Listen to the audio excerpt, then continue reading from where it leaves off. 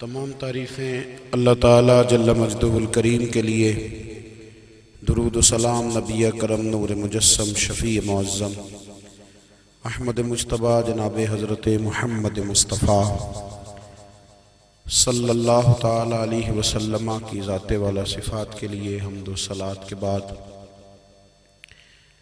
عزیز دوستو، بزرگوں اور بھائیوں، انسان کھائے پیے سوئے جاگے تو اس کے جسم کی ضروریات پوری ہوتی ہیں، لیکن جب وہ اللہ کا ذکر کرتا ہے، نماز پڑھتا ہے، دعا مانگتا ہے، استغفار پڑھتا ہے، درود و سلام کے گجرے پیش کرتا ہے، تو پھر اس کی روحانی ضروریات پوری ہوتی ہیں۔ آج جس زمانے میں ہم وقت گزار رہے ہیں، لوگوں کی جسمانی ضروریات پوری کرنے کے لیے، غذائی ضروریات پوری کرنے کے لیے بہت سارے بندوبست کیے جا رہے ہیں،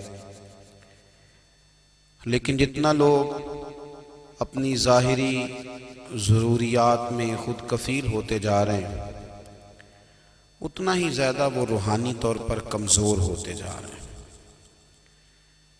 گھنٹوں بیٹھ کر گپ شپ کرنے والے لوگوں کے لیے تھوڑی دیر بھی ذکر الہی کرنا مشکل ہو جاتا ہے۔ لمبی چوڑی باتیں کرنے والے، لمبے چوڑے دلائل دینے والے لوگ اور سمجھدار لوگ اور سیانے لوگ عبادت کے معاملے میں سستی کرتے ہیں، عمل کے مسئلے میں کمزور ہو جاتے ہیں۔ تسبیحات کرنا، وظائف پڑھنا، درود و سلام پڑھنا، کم بولنا، سچی بات کرنا، صبر سے رہنا، شکر کو اپنانا، قناعت اختیار کرنا، حسد، بغض، عداوت سے بچنا، یہ لوگوں کے لیے مشکل ہو جاتا ہے۔ پھر اس کا نقصان یہ ہے کہ معاشرہ ایک عجیب سی بے سکونی اور بے قراری کا شکار ہے۔ جیب میں بہت زیادہ پیسے رکھنے والا، خوش شکل نظر آنے والا، پیٹ بھر کے روٹی کھانے والا شخص بھی ڈھونڈتا پھرتا ہے کہ آخر میں پریشان ہوں کیوں۔ آپ انسانیت کی تاریخ پڑھیں گے تو آپ کو معلوم ہوگا کہ انسان نے کبھی پتھر کی پوجا کی، کبھی معاذ اللہ چاند سورج کی، درختوں کی، بتوں کی پوجا کی۔ معاذ اللہ یہ غلط ڈائریکشن پہ تو چڑھ گیا، لیکن ایسا نہیں ہے کہ کوئی بندہ دنیا میں آیا ہو اور کسی کی اس نے عبادت نہ کی ہو۔ اس لیے کہ اللہ تبارک و تعالیٰ نے جس طرح ہمارے جسم میں کھانے کی طلب رکھی ہے، پینے کی طلب رکھی ہے، سونے کی طلب رکھی ہے، اسی طرح اللہ تعالیٰ نے عبادت کے لیے طلب رکھی ہے جسم میں۔ یہ تو ہوا کہ انسان گمراہ ہو گیا، غلط رستوں پہ چل نکلا، اس نے جھوٹے معبودوں کی طرف معاذ اللہ توجہ کر لی، لیکن وہ کسی نہ کسی کے سامنے جھکتا رہا، چونکہ اس کے وجود میں طلب تھی، شوق تھا اسے کہ وہ عبادت کرے۔ اللہ تبارک و تعالی جب مسلمان کو توفیق دے اور اللہ کی بارگاہ کی جانب وہ رجوع کرے، تو پھر اس کا رویہ یہ ہونا چاہیے کہ اس کی توجہ ہو اللہ کی جانب۔ ہمارے ہاں تسبیحات پڑھ لی جاتی ہیں اگر کبھی موقع ملے، لیکن وہ خاص انہماک، وہ خاص شوق، وہ خاص ذوق اللہ تبارک و تعالیٰ کی عبادت کا، ایک ہوتا ہے نماز پڑھنا، ایک ہوتا ہے اہتمام کے ساتھ نماز پڑھنا، یعنی ذرا وقت پہ اٹھنا، ذرا صحیح کر کے وضو کرنا، ذرا شوق سے مصلی بچھانا۔ ایک ہوتا ہے تسبیح پڑھ لینا، اور ایک ہوتا ہے ذرا تھوڑا سا نا شوق کے ساتھ اللہ کو یاد کرنا۔ آپ کبھی جو میں نے آیہ کریمہ پڑھی، اس کی آپ شان نزول دیکھیں، نبی کریم صلی اللہ تعالیٰ علیہ وسلم کے نا کچھ صحابہ اللہ کی محبت کے شوق میں حضور کی بارگاہ میں حاضر ہوئے، اور انہوں نے آ کے عرض پتہ کیا کیا؟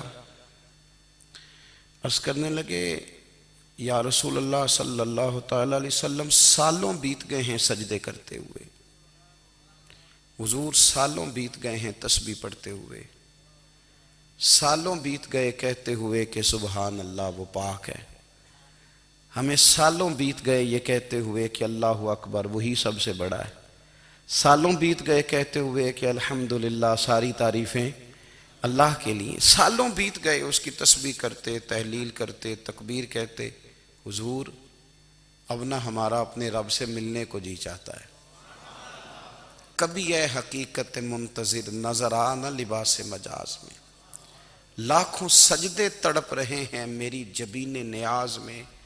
اور اقبال کہنے لگے کہ تیرے عشق کی انتہا چاہتا ہوں، تو میری سادگی دیکھ کیا چاہتا ہوں، میرا ذرا سا تو دل ہے مگر شوق اتنا، میں وہی لن ترانی سنا چاہتا ہوں۔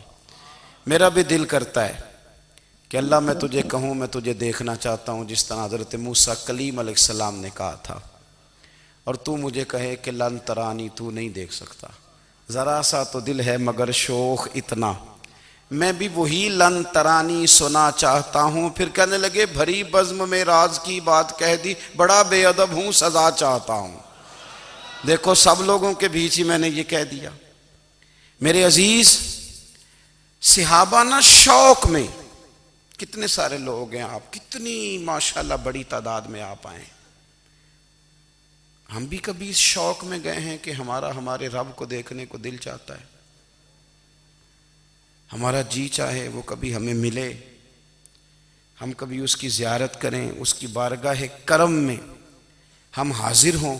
صحابہ نے عرض کیا یا رسول اللہ صلی اللہ تعالی وسلم ہمارا رب کہاں ہے؟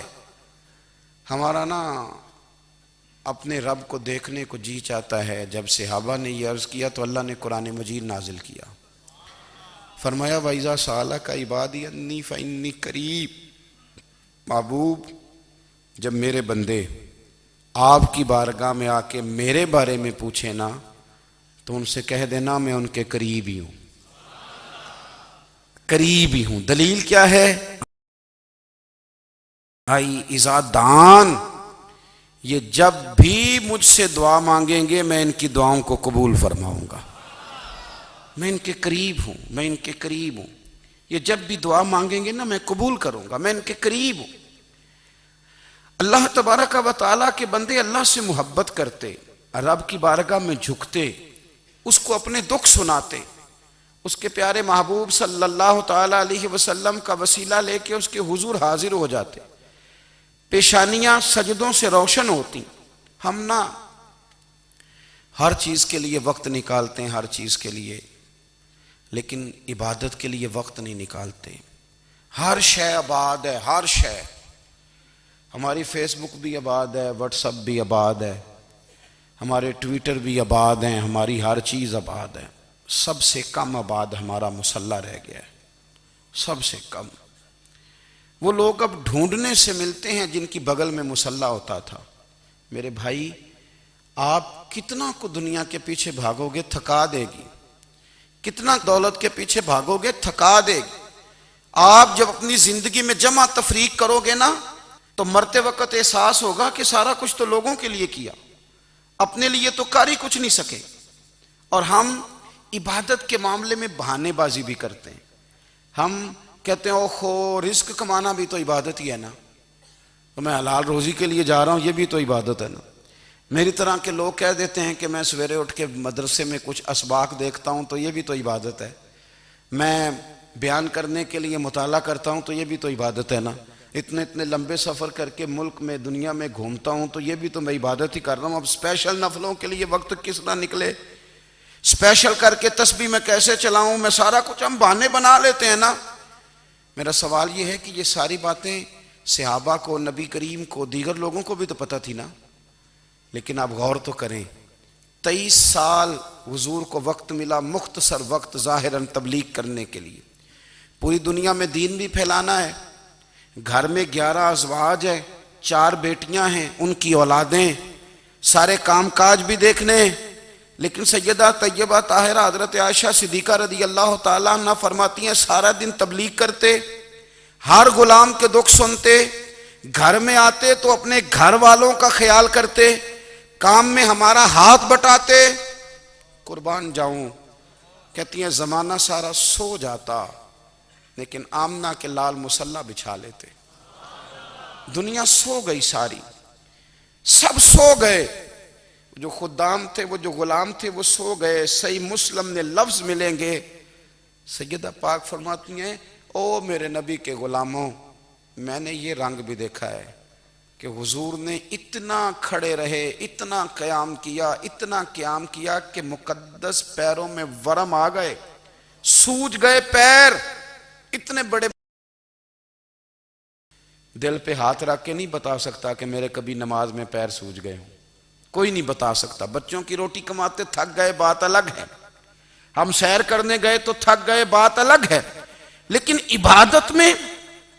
عبادت میں یہ بھی تو مسلم شریف ہے نا، یہ بھی تو دین ہے نا، یہ بھی تو حضور کی سنت ہے، یہ بھی تو وہ چیز ہے جو کریم کی آنکھوں کی ٹھنڈک ہے۔ سیدہ فرماتی ہیں پیروں میں ورم آ گئے، اور ساری رات ہی حضور نے نماز پڑھی اور ایک ہی آیت بار بار دہرائی۔ مسجد نبوی میں بلال حبشی نے فجر کی اذان دے دی اور حضور ابھی مصلی پہ تھے، کریم فارغ ہوئے۔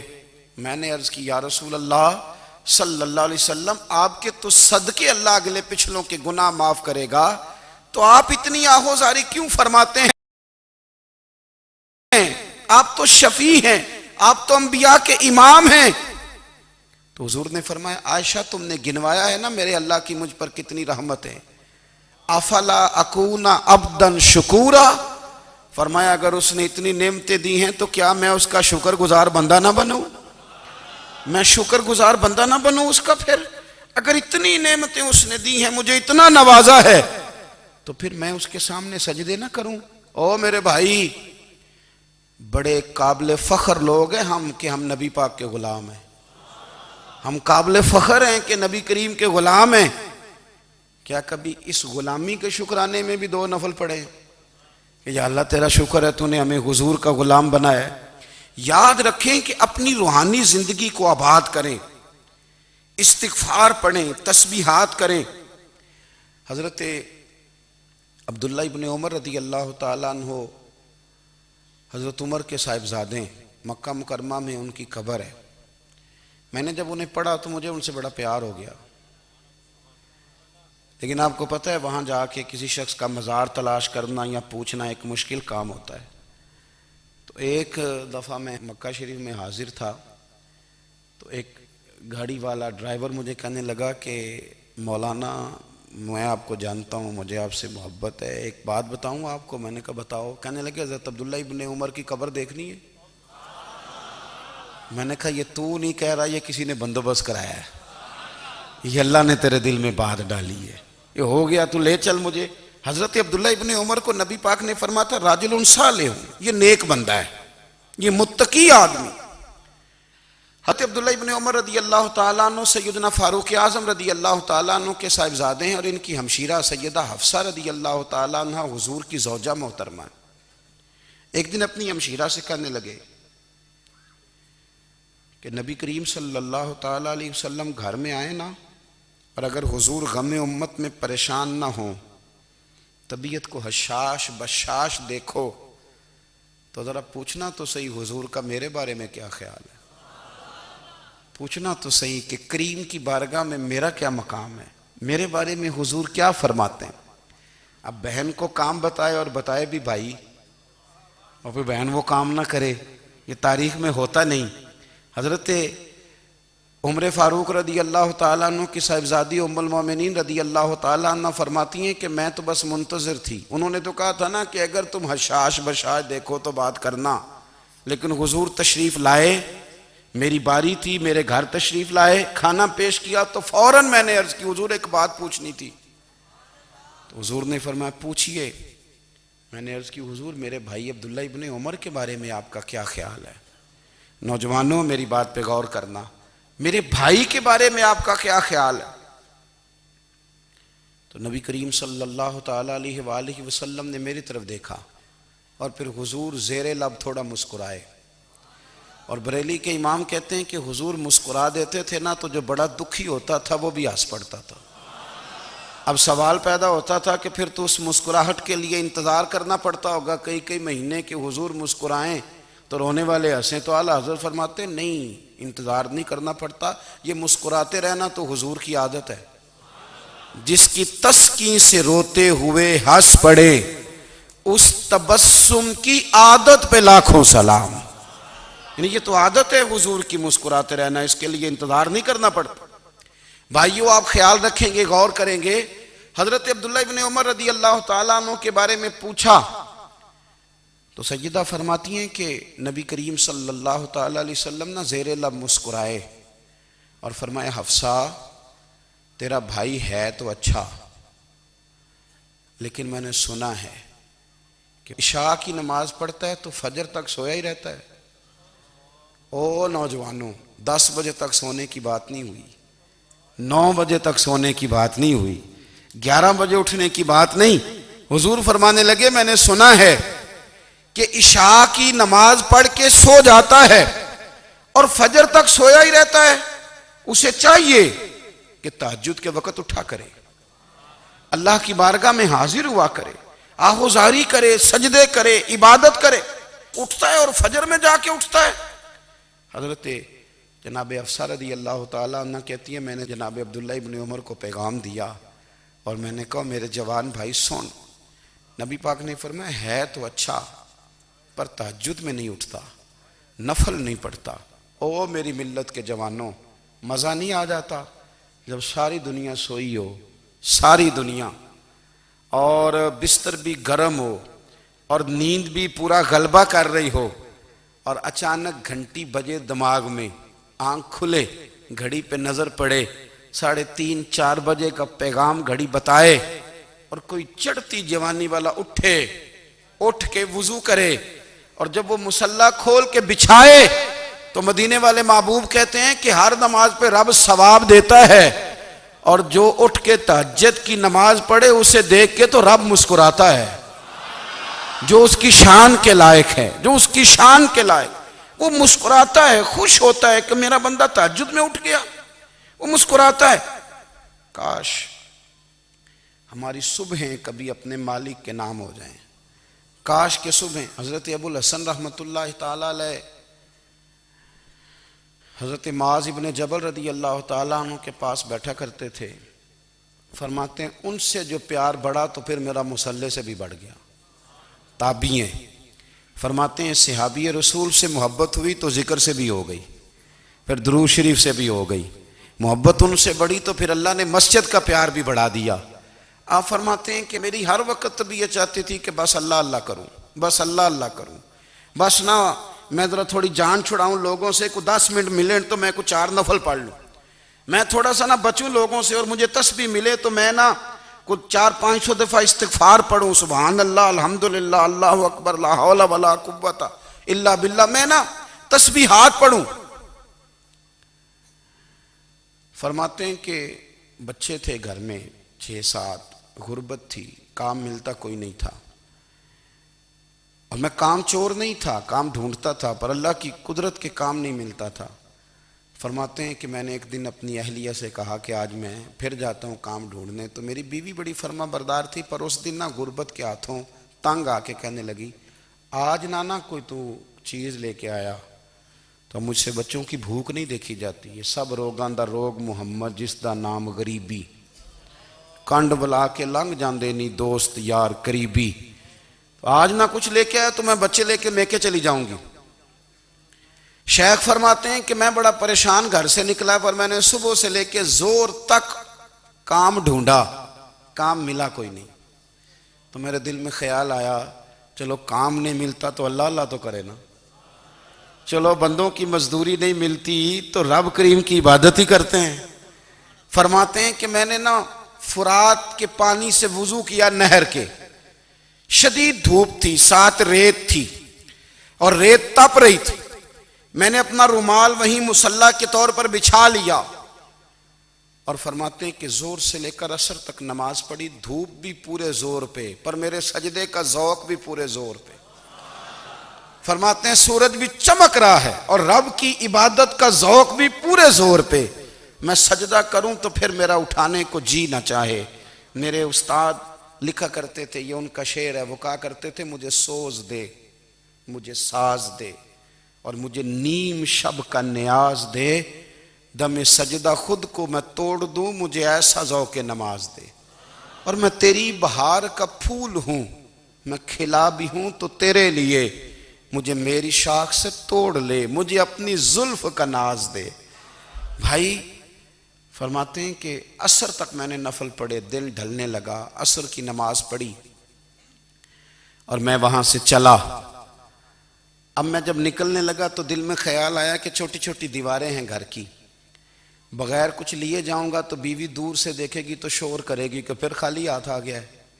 کہتے میں نے اپنے اسی رومال میں جس پہ میں نے نماز پڑھی تھی نا، رومال میں کی آخی دے پنجابی صافہ کہتے ہیں، اسی میں نا میں نے کچھ ریت بھر لی کہ وہ دور سے دیکھے گی تو سمجھے گی کچھ لے کے آیا ہے، چلو جا کے اسے بتا دوں گا کہ آج پھر مزدوری نہیں ملی۔ کہتے ہیں وہ ریت لے کر جب میں گھر میں گیا تو پہلے بیوی دروازے پہ کھڑی ہوتی تھی، پوچھتی تھی خالی ہاتھ آ گئے ہو؟ آج میں نے دیکھا تو ہے ہی کوئی نہیں۔ فرماتے ہیں میں اندر داخل ہوا، سلام لیے، کونے میں میں نے وہ رومال رکھ دیا اور میں نے آواز دی کہ بھلی مانس کہاں ہو؟ تو وہ کہنے لگی آپ منہ ہاتھ دھو لیں، میں روٹی لے کے آئی۔ میں نے کہا روٹی کہاں سے آ گئی؟ یہاں تو کئی دنوں کے فاقے، تو کئی دنوں کی غربت ہے، یہاں تو اس گھر میں تو فقیری ہے۔ فرماتے ہیں کہ وہ روٹی لے کے آئی اور اس وقت کی جو موجودہ نعمتیں تھیں، سمجھ لیں سلاد، اچار، ہر چیز ساتھ لائی۔ میں نے کہا کہ بچے کہاں گئے؟ کہنے لگی وہ کھانا کھا کے کھیلنے گئے، آپ کھانا کھا لیں آ جاتے۔ کھانا اس نے چن دیا۔ میں نے حیرت انگیز لہجے میں ساری نعمتیں اپنے دسترخوان پہ دیکھ کر کے بیوی سے پوچھا یہ کہاں سے آیا کھانا؟ بچوں کو تو نے کہاں سے کھانا کھلایا؟ یہ سارا کچھ کیسا ہے؟ تو کہنے لگی پتہ نہیں آج آپ کس کریم کی مزدوری کرنے چلے گئے تھے، پتہ نہیں کس کریم کی، میرے گھر میں تو اتنی نعمتیں آئی ہیں کہ مجھ سے سنبھالی نہیں جا رہی، اتنا اناج ہے، اتنا گندم ہے، کس کریم کے دروازے آج چلے گئے تھے؟ یہ کہتے کہتے وہ اٹھی اور اٹھ کر کے کہنے لگی پہلے بڑا کچھ آیا تھا، اب کیا لے آئے ہو؟ اور جا کر کے نا اس نے وہ ریت والا رومال کھولا، کہنے لگے میں تو لے کے آیا تھا ریت، تو میرے رب نے اسے بھی سونے اور ہیرے بنا دیا تھا۔ جب آپ کی توجہ اللہ کی جانب، میرے نبی پاک صلی اللہ تعالی علیہ وسلم نے فرمایا ہر چیز اپنے رب سے مانگ، ہر چیز مانگ، ہر چیز مانگ۔ یا رسول اللہ کیا کچھ؟ میرے محبوب نے فرمایا تیرے گھر میں نمک بھی ختم ہو جائے تو وہ بھی اپنے رب سے مانگا کر، تو مانگنا وہ تجھے دے گا، تو اس کی بارگاہ میں کشکول طلب دراز تو کرنا۔ اور ترمذی شریف میں عجیب لفظ ہیں، رسول کائنات نے فرمایا، رب کریم فرماتا ہے جب میرا بندہ ہاتھ اٹھاتا ہے نا تو مجھے حیا آتی ہے کہ میں خالی کیسے لوٹا دوں اس کے، اتنے بڑے بادشاہ کی بارگاہ میں۔ او بھائی لوگوں سے عزتیں تلاش کرتے ہو تو وہ کیا تمہیں عزت دیں گے؟ وہ تو کل اچھا کہتے ہیں پرسوں برا کہنے لگ جاتے ہیں۔ لوگوں کے سامنے گڈ بک میں آنا چاہو گے تو وہ تو سویرے تمہارے بارے میں کچھ کہیں گے، شام کچھ اور کہیں گے۔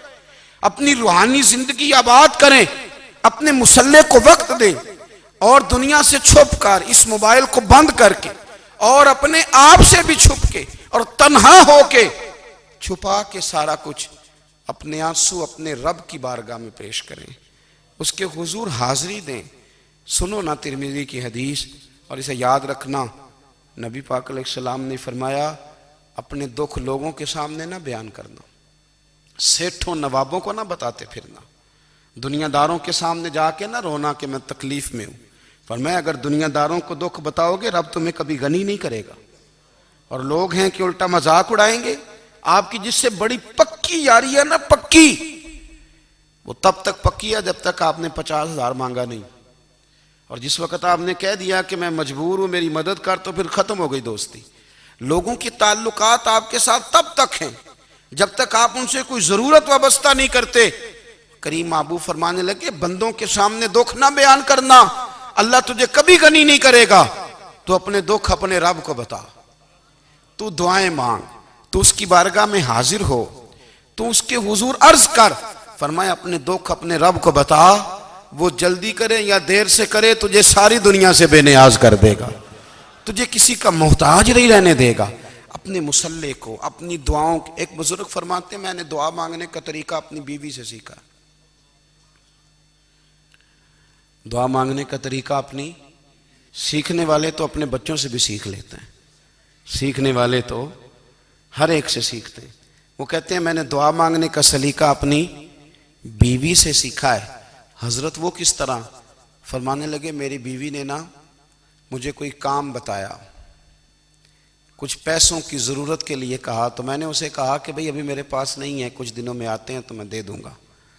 عورتوں کی عادت ہوتی ہے وہ بار بار یاد کراتی ہیں. 2-4 دنوں کے بعد پھر اس نے کہا حضرت وہ میں نے کہا تھا کچھ پیسے، میں نے اسے کہا کہ ابھی میرے پاس نہیں ہے، کچھ دنوں میں ملتے ہیں تو میں تمہیں دے دوں گا.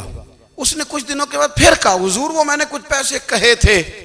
فرماتے میں نے ڈانٹ دیا، میں نے کہا کہ کیا تو روز مجھے شرمندہ کرتی ہے، کہا نا میرے پاس نہیں ہے، ہوں گے تو دے دوں گا، تو روز یاد کراتی ہے.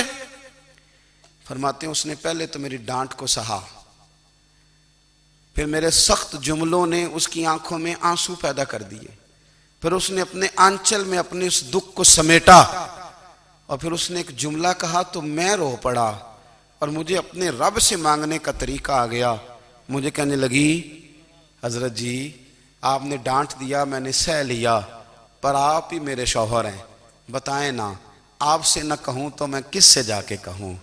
فرماتے ہیں میں رو پڑا، اور میں کھل کے رویا، اور میں تڑپ کے رویا، اور پھر میری سسکیاں بند گئیں. تو مجھے کہنے لگی آپ کو کیا ہوا؟ میں نے کہا مجھے بھی دعا مانگنی آ گئی ہے. جب میں اسے کہوں گا نا اللہ تو ہی میرا رب ہے، میں تجھ سے نہ کہوں تو میں کس سے جا کے کہوں؟ میں کیوں کسی بندے سے سوال کروں؟ میں کیوں کسی دنیا دار سے کہوں؟ میں تیرے بندوں کا، نیک بندوں کا وسیلہ لے کے، تیرے محبوب کی غلامی لے کے تیری بارگاہ میں آیا، تجھ سے نہ مانگوں تو کس سے مانگوں؟ سمجھ آ گئی ہے.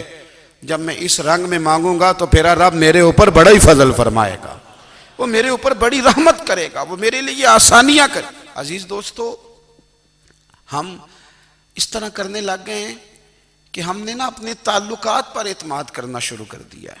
میرے تعلقات بہت ہیں. ہم نے اپنی دولت پر اعتماد کرنا شروع کر دیا ہے، میرے پاس دولت بہت ہے.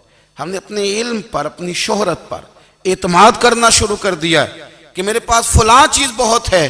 یاد رکھنا جب بے نیاز اپنی صفت بے نیازی دکھاتا ہے تو بڑی بڑی دولتوں والے مجبور نظر آتے ہیں. بھائیو جب انسان کا رشتہ اپنے مالک کے ساتھ ہوتا ہے پھر تو غم بھی کچھ نہیں کہتے، پریشانیاں بھی کچھ نہیں کہتی، پھر تو زندگی صبر والی، پھر تو زندگی توکل والی، پھر تو زندگی بھروسے والی.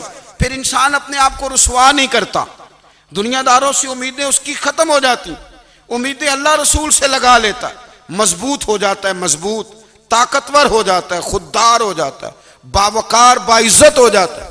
حضرت بہلول دانا رحمت اللہ علیہ بیٹھے تھے تو ہارون رشید حج کر کے آ رہا تھا، تو رستے میں حضرت شیخ سے ملاقات ہو گئی تو السلام علیکم کے بعد کہنے لگا حضور کوئی حکم ہو تو بتائیے گا. تو حضرت بہلول دانا فرمانے لگے تیرا رب کون ہے؟ اس نے کہا اللہ. تو فرمایا میرا کون ہے؟ کہا اللہ. فرمانے لگے تو بڑا ہی بیوقوف ہے، کیا تو یہ سمجھتا ہے کہ رب ہارون رشید کو تو دے گا اور بہلول دانا کو بھول جائے گا؟ تیرا بھی وہی رب ہے، میرا بھی وہی رب ہے. اس نے اگر تجھے دے کے آزمایا ہے تو ہو سکتا ہے مجھے نہ دے کے آزما رہا ہو. جب اس کی حکمت کے تقاضے ہوں گے تو عطا کرے گا اور دے گا. تو جا اپنا کام کر. بھائی اپنی روحانی زندگی، اپنی عبادات، اپنے وظائف، اپنے روزمرہ کے معاملات، اپنی دعائیں، اپنا استغفار. دیکھو کوئی مشکل کام تو نہیں 2 رکوع ہیں سورہ واقعہ کہ اگر رات کو پڑھ لی جائے تو. میں کس طرح یہ بات بیان کروں کہ تعویذ بانٹنا آسان ہے اور وظیفہ بتانا مشکل ہے. سارا دن تعویذ بانٹیں تو لوگ لینے کو تیار ہیں، اور اگر آپ وظیفہ بتائیں تو کہتے ہیں تو مشکل کام ہے. او خدا کے بندے، اگر آپ کا تعلق قرآن پاک کے ساتھ مضبوط ہو، قرآن پاک کے ساتھ اگر آپ کا رشتہ ہو، لوگ سفارشیں ڈھونڈتے ہیں نا دنیا میں، کوئی تعلق مل جائے تو میرا کام ہو جائے. دنیا میں اتنا مشکل معاملہ ہے، آخرت میں مجھے بتائیے گا کتنا مشکل معاملہ ہوگا. میرے نبی پاک صلی اللہ تعالیٰ علیہ وسلم نے فرمایا جو لوگ سورہ ملک پڑھا کرتے تھے نا، سورہ ملک، یہ سورت ملک قیامت میں ان کی سفارش کرے گی. اور اس طرح کرے گی کہ کہے گی اے اللہ یہاں اس بندے کو جنت میں داخل کر دے یا مجھے قرآن پاک سے علیحدہ کر دے، تو رب فرمائے گا جا اس کا دامن تھام کے اسے جنت تک پہنچایا۔ آپ بات کو سمجھیں، جب آپ کے تعلقات اپنے معاملات کے ساتھ مضبوط ہوں گے، یہ نبی کریم نے وعدہ کیا ہے کہ تو سورۃ واقعہ پڑھ تیرے گھر میں فاقہ نہیں آئے گا۔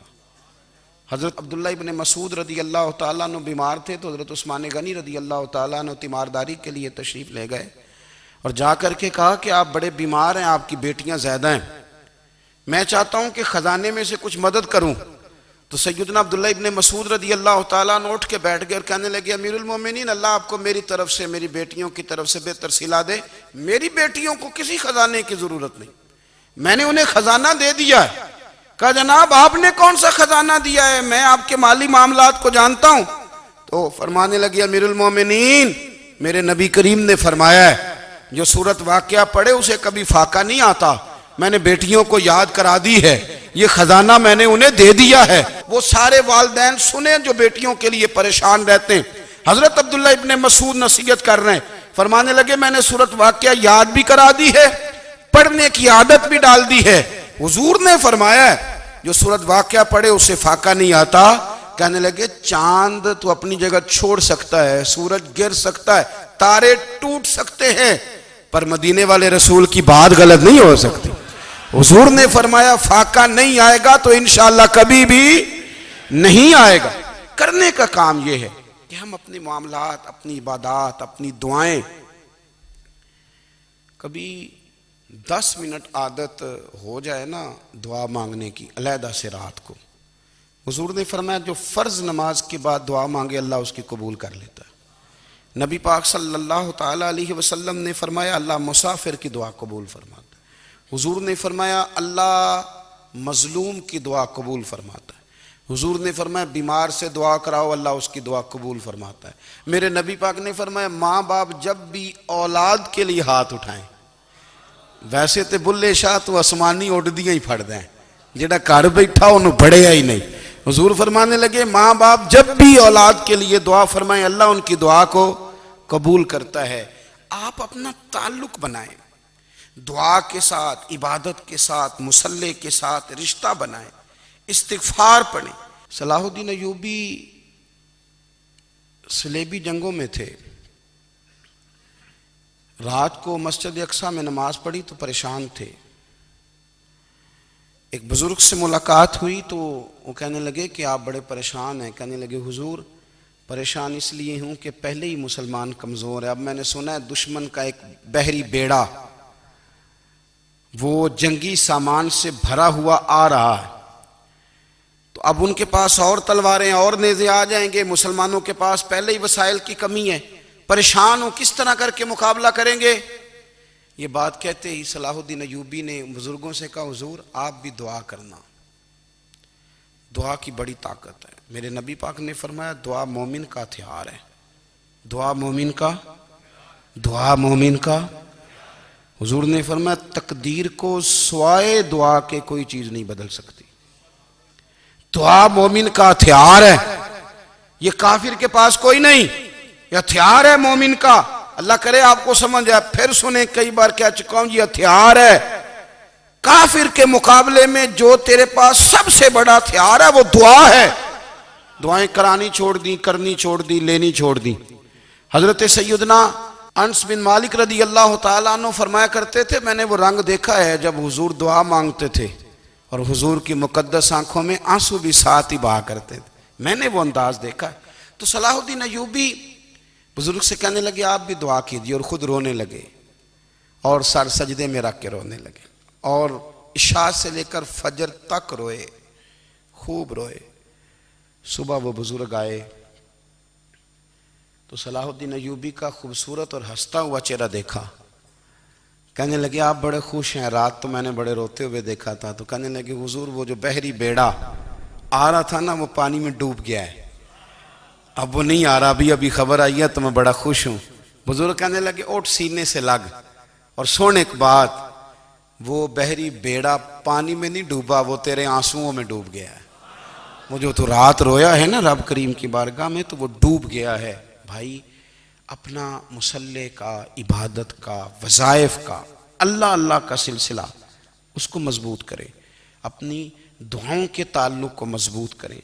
دعائیں بڑے انقلاب برپا کر دیتی ہیں۔ ہم تھوڑے تھوڑے نا جب سے خشک ہوئے ہیں نا، خشک، اور میری تو جماعت ہی صوفیاء کی جماعت تھی، ہم تو داتا علی اجمیری کی جماعت سے، ہم تو خواجہ اجمیری کی جماعت سے، ہم تو شیخ احمد فاروق سرہندی کی جماعت سے، ہم تو صوفیاء کی جماعت۔ ہماری جماعت نے بھی وہ تعلق جو ہمارے بزرگوں نے بنایا تھا۔ بزرگ اللہ کے قریب کیسے جاتا ہے؟ ہمارے یہاں نا بہت سارے لوگ کہتے ہیں جی نظر ہو گئی تو کام ہو گیا۔ بھئی جو بخاری مسلم میں طریقہ ہے نا اللہ کا قرب پانے کا، وہ تو نفل ہے۔ نبی کریم علیہ السلام نے فرمایا بندہ نفلوں کے ذریعے رب کے قریب جاتا ہے، اور اتنا قریب جاتا ہے کہ پھر اللہ اس کی زبان بن جاتا ہے، اللہ اس کی آنکھیں بن جاتا ہے، کان بن جاتا ہے، ہاتھ اور پیر بن جاتا ہے۔ تو یہ تو عبادت ہے، یہ تو اللہ کی بارگاہ کی حاضری ہے جو آپ کو اللہ کے قریب کرے گی۔ تو اپنے نماز کو اہمیت دے کے ادا کریں، نمازیں موبائل بند کر کے ادا کریں۔ لیکن نا کچھ لوگ کہتے ہیں مجھے ٹائم نہیں ملتا نماز کا، تو میں کہتا ہوں یہ آپ نے بڑی جرت کی بات کی ہے۔ مجھے کو میرا پیر بھائی کہا جائے نا میرے پاس ٹائم نہیں آپ کو ملنے کا، تو میں کہتا ہوں آج کے بعد آنا ہی نہ۔ تو کیا سمجھتا ہے، تو وہ بڑا آدمی ہے، تیرے پاس ٹائم نہیں ہے اور ہمیں ملنے کا ٹائم، موج کر۔ تو آپ نے اللہ رسول کو کہہ دیا ٹائم نہیں۔ اور عجیب فلسفہ ہے نا، کہا جائے نماز پڑھنے آؤ تو کہتے ہیں کپڑے ٹھیک نہیں، اور کہا جائے کہ آؤ ذرا دعوت پہ چلیں تو کہتے ہیں 1 منٹ ٹھہر میں کپڑے بدل کے آیا۔ نماز کے لیے کہا تو کہتا ٹھیک نہیں، دعوت کے لیے کہا تو کہتا میں ذرا تیاری کر لوں، یوں جانا مناسب نہیں۔ یہ معاملہ ٹھیک نہیں۔ رب تو فرماتا ہے کہ جب تو مسجد میں آ تو زینت اختیار کر کے آ، خوب ذوق سے دعا مانگیں، خوب شوق سے نماز پڑھیں، خوب استغفار کا مزاج بنائیں۔ آپ لوگوں کے بیچ رہ کے سوکھ حاصل کرنا چاہتے ہیں، لیکن آپ کو پتہ ہے کئی مہینے غار حرا میں رہنا بھی مدینے والے محبوب کا طریقہ ہے۔ ہر سال اعتکاف بیٹھنا الگ سے، یہ بھی حضور کا طریقہ ہے۔ مسجد نبوی کے اندر دروازہ کھلتا تھا نبی کریم کا، پر گھر کے اندر نفل پڑے نبی پاک نے۔ اور حضور فرماتے ہیں کچھ نفل نماز گھر میں بھی پڑھا کرو، گھر کو قبرستان نہ بناؤ۔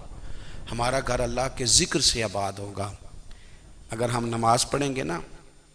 میں جب سنت پڑھنے کے لیے گھر میں کھڑا ہوتا ہوں تو میرا جو 2.5-3 سال کا بیٹا ہے نا، وہ بھی میرے ساتھ نماز پڑھنی شروع کر دے۔ اسے پتہ کوئی نہیں نماز کیا ہوتی ہے، لیکن وہ بھی نا سجدہ نہ بھی کرنا ہے تو ساتھ لیٹ ضرور جاتا ہے۔